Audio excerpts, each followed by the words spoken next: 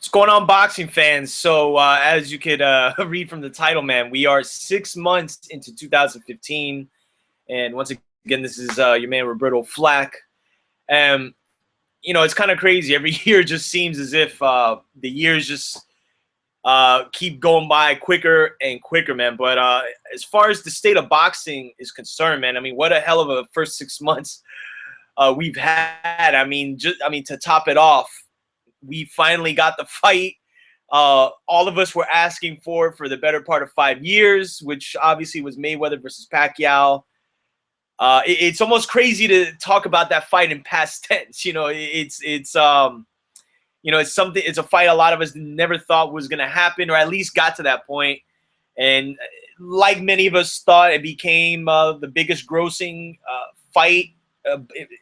Not only that, but the biggest pay-per-view event in the history of pay-per-view and boxing, and it grossed close to $500 million as far as the numbers I've been reading. But both Manny and Floyd walked away with enough money to pay for my great grandkids' college tuition. Then again, the tuition is going up like a motherfucker. So I mean, that may not be the case in years to come. But not to get off a topic, but Mayweather Pacquiao is obviously, for sports in general, as far as how the casual fan looks at boxing, that's the biggest story of 2015. But as far as the boxing heads are concerned, I think one of the major, if maybe not a little more than Mayweather Pacquiao, as far as how it relates to the future of the sport, I think the biggest story has been boxing coming back to network television. Courtesy of the PBC, ran by none other than Al Heyman.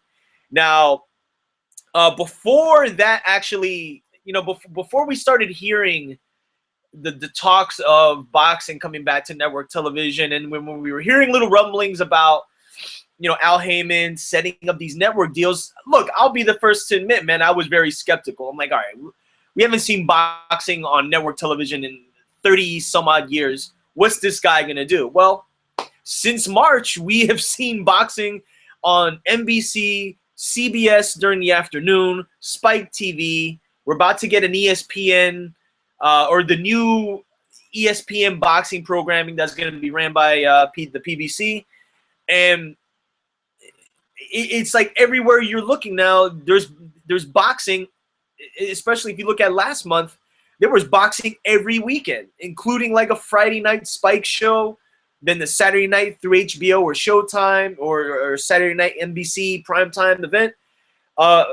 This is what the fans have been asking for, and I think to put boxing back in the faces of the casual sports fan, this is what, for the fans, we've wanted to see. To get some of these guys who maybe won't get or weren't getting the shine on Showtime or maybe on HBO. I mean, they're getting put in front of a lot more viewers or potential viewers than you would on HBO or Showtime. So as far as the immediate reaction, I'm not complaining. We saw Robert Guerrero and Keith Thurman.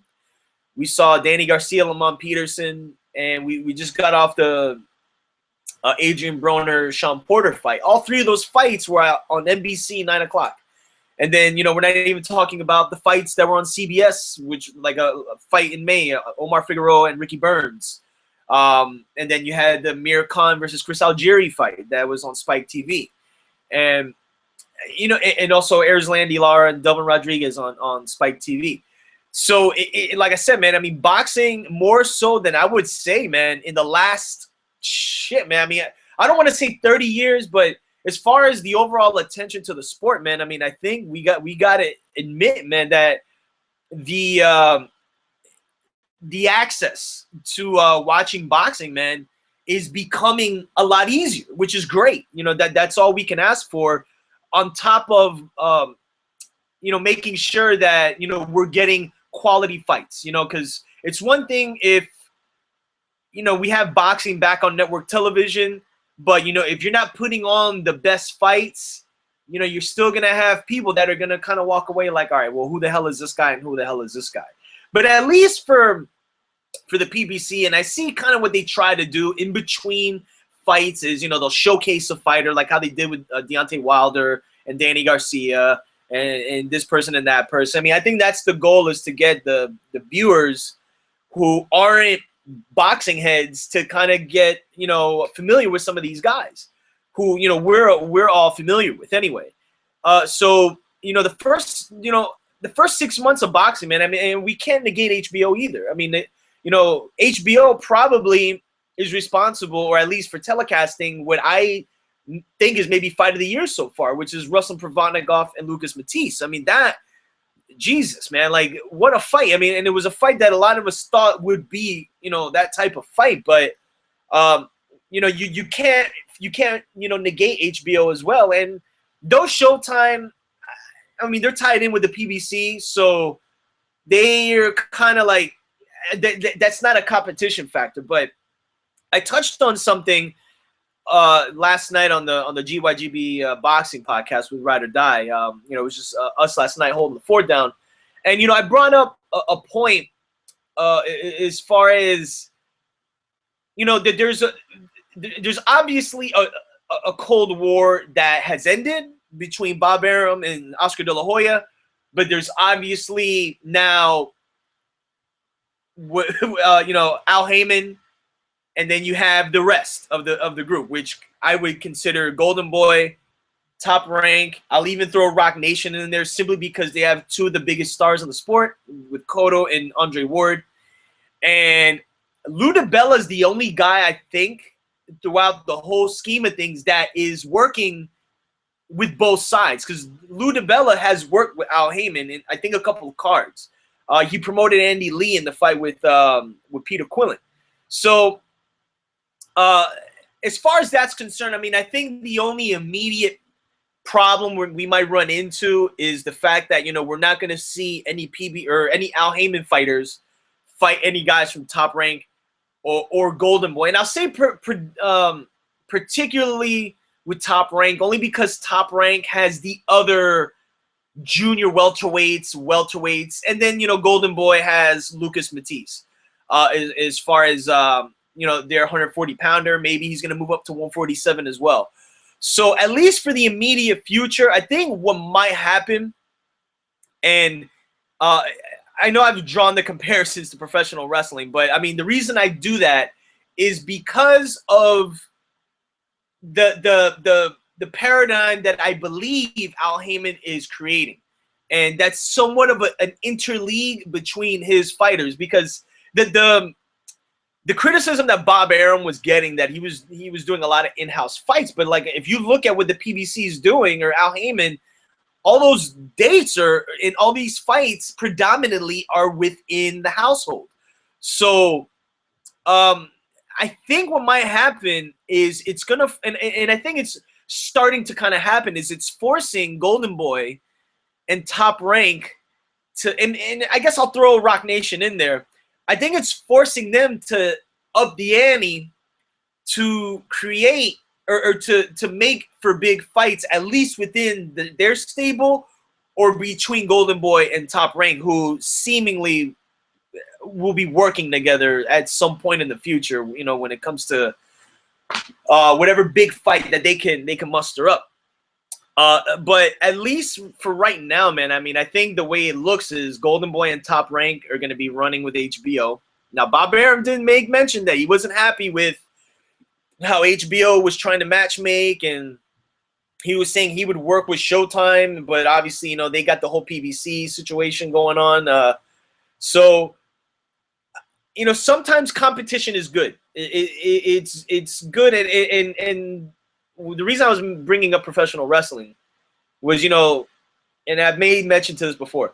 In the 90s, there was obviously the Monday Night Wars. Now, the Monday Night Wars were the WCW and the WWE battling each other for ratings. Now, what that did was it drove the competition, at least more so with the WWE, who almost went out of business because of the Monday Night War. It drove them to create a better product. You know, now in boxing, obviously it's not scripted, so we would hope not. But I think at the same time, there is a point where HBO, Golden Boy, Top Rank, what have you, would obviously have to compete with the PBC as far as getting the viewership, you know, that they, you know, that will really bring in maybe more of a budget to HBO.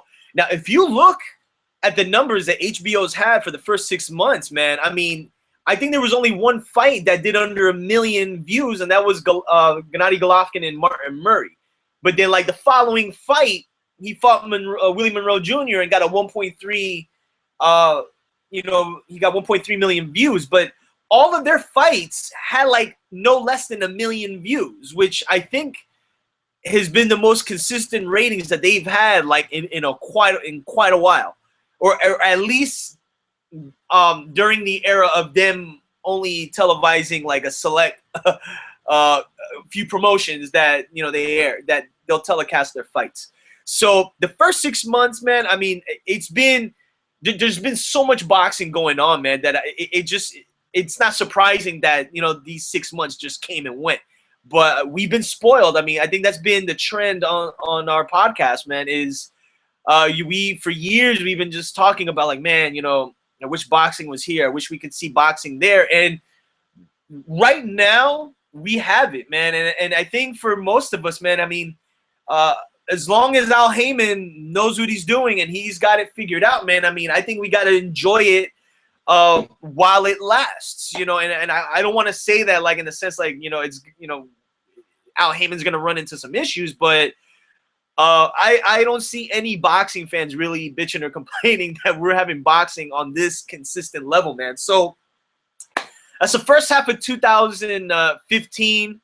And like I said, Mayweather-Pacquiao was obviously the tip of the iceberg, or I should say, I don't even want to call it the cherry on top, but I mean, it's the fight that obviously everybody was talking about leading into 2015. But now leading into the fall, we got potential matchups already set. And I think the big fight that everybody's talking about, I mean, obviously Floyd Mayweather is going to fight on September 12th. We still have no idea who he's going to fight. You know, he's talking about Kareem Mayfield or Andre Berto. I still kind of think Amir Khan's in the running, but we don't know. I mean, we're not going to know maybe till, you know, mid-July or somehow. But I think I could speak for the boxing world, and I think the fight that everybody is waiting for, and you're gonna make the party for it. You're gonna invite the friends over. Is obviously for Miguel Cotto and Canelo Alvarez. I mean, I think there's no argument there that is the fight at the helm to wrap up 2015. You got the Mexico versus Puerto Rico rivalry, two of the best to come out of Mexico and Puerto Rico. And it's the, you know, the old veteran against the young lion, and I don't see how this fight is not going to bring not only excitement but just intrigue. And I think the lead up to the fight, you know, being it's going to be on HBO, the 24/7s are. I mean, I can't imagine those aren't going to be really good. Considering both guys are very polarizing fighters, or have been, well, at least with Cotto being the veteran. I mean, he's been a guy that, you know, he's got his share of criticism, but I think for the most part, man, I mean, I think he's one of the most respected boxers in boxing today as far as his resume and what he brings to the ring, man. So looking into 2015, you know, again, you know, speaking of the PBC, they're going to continue to roll on, man. And they, the ESPN, the inaugural ESPN on PBC is going to air July 11th with Keith Thurman versus Luis Collazo. This is a fight I was actually trying to go to, being I'm in South Florida, and Tampa's only like 3.5 hours away. But, you know, obviously just got too much going on. But I got a couple people that are going to be attending that fight. And then August 1st, the Danny Garcia versus Paulie Malignaggi fight. With the undercard being Sergio Mora and Danny Jacobs. Beyond that, though, you know, Manny Pacquiao's not going to return this year. Obviously, there's already been talk about he'll be back next year, potentially against Terrence Crawford.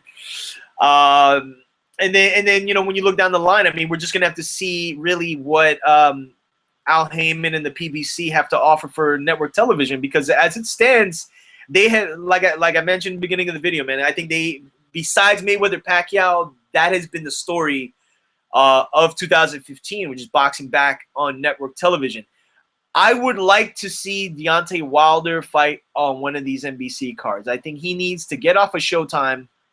No disrespect to Showtime, but, I think for the sake of getting, if you want to get the general public intrigued in the fact that we have an American heavyweight champion of the world who, mind you, again, isn't recognized as the heavyweight champion of the world, but I think they need to start putting Deontay on network television on prime time, because he's the first American heavyweight champion of like that type of stature we've seen in a really long time. That's not to say that Deontay is the guy, but if you're somebody who's trying to put somebody on there that is going to maybe gain the interest of the general public who's looking for a heavyweight, they've been looking for a heavyweight for years. Deontay Wilder, at least right now, is the guy for America. And, I think the obvious fight that they would want to make, or you would hope gets made, is a fight between him and Vladimir Klitschko sometime next year. I mean, that's still some time to come, but I'd like to see Deontay in one of these cards, man. So let me know what you think, man. As far as the first 6 months of boxing is concerned, I'm really looking forward to the second half. And we get surprised a lot of times, man, with certain fights that are made. But like I said, I think really the boxing world is waiting to hear the announcement. And from what I read today, it looks as if we may get the official announcement sometime in July, as concerning the official announcement for Miguel Cotto and Canelo Alvarez. There's still talks about whether the fight's going to be, we're really the venue and the date. The target date, I believe, is November 21st. And I'm going to go out on a limb and say it's going to be in Vegas, because I think Texas is too much of a home turf for Canelo, and New York is obviously too much of a home turf for Cotto. Now, what I will say, though, man, I think if they really wanted to maximize off of the profits of the ticket sales, man, I mean, I really think this fight belongs in the stadium. Now, again, it does come down to where it would be, but when you think about like somewhere like the MGM Grand that only seats like about 18, 19,000, even if they're adding more seats, as opposed to a 60,000, 70,000 seat stadium, or maybe more, that maybe will fill up to like 70,000 people. I mean, you got to think of the ticket sales for that fight, even if they're nowhere near the price of what Mayweather Pacquiao was, which was just ridiculous. But if you could get ticket sales around like, the $100 range, $90 range and up, I mean, the ticket sales, I think, could be through the roof, maybe record-breaking when it comes to those two guys. So I can't wait till the fall, man. I mean, we all love this sport, man, and we're constantly, on the horn with friends or texting or whatever, always seeing what the next fight is, or we get announcements and we hit everybody up. And then, with me, I come in and try to, talk boxing to all you guys, man. And I appreciate everybody who, hits up the page, hits up the podcast every Monday night. So let me know what you think, man, as far as the first 6 months of boxing, and let me know what you think is, or as far as what fights you want to see in the fall. Let me know what you think of Cotto Canelo in the fall. And that's about it. So tune in, like I said, this Monday night, 9:30 Eastern Time on the GYGB Boxing Podcast. We're going to be covering Keith Thurman versus Luis Collazo. Later this month, we got Sergey Kovalev returning. And like I said, man, the first 6 months have come and gone. So as I always say, subscribe, hit the links, and I'll be back with you soon, man.